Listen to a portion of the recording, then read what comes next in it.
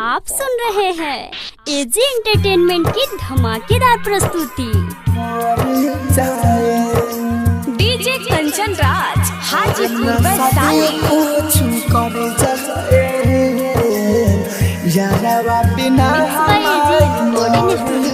प्रेम ना शादी कुछ करे जाए यारवा बिना हमारी मरे जाए। हमर दिलदार बा उ सच्चा प्यार बा। प्रेम ना शादी कुछ करे जाए यारवा बिना हमारी मरे जाए। ना शादी कुछ करी जाए यारवा बिना हमारी मर जाए। आप सुन रहे हैं एजी एंटरटेनमेंट की धमाकेदार प्रस्तुति। डीजे कंचन राज हाजीपुर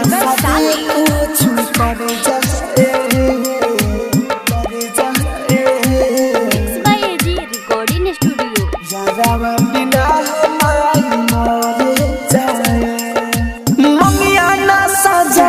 दोसर नाम से बतिया माई मान जो आराम से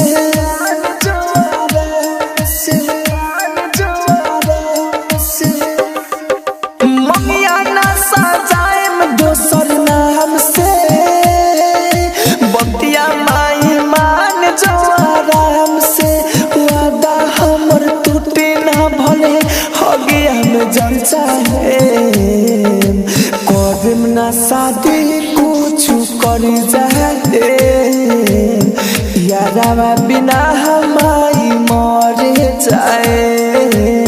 प्रेम ना शादी कुछ करी जाए यारवा बिना हमारी मरे जाए। आप सुन रहे हैं एजी एंटरटेनमेंट की धमाकेदार प्रस्तुति। डीजे कंचन राज हाजीपुर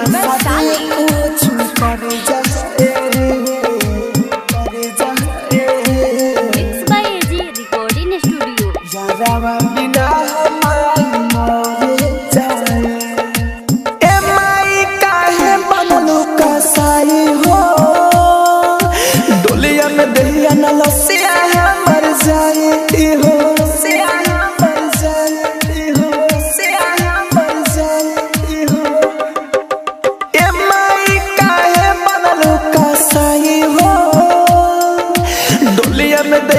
लसिया मर जाए हो।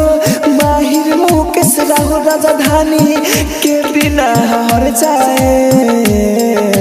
प्रेम ना शादी कुछ करी जाए यारवा बिना हमारी मरे जाए।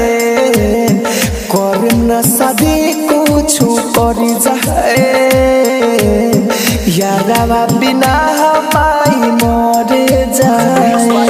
AG recording studio Roshanpur.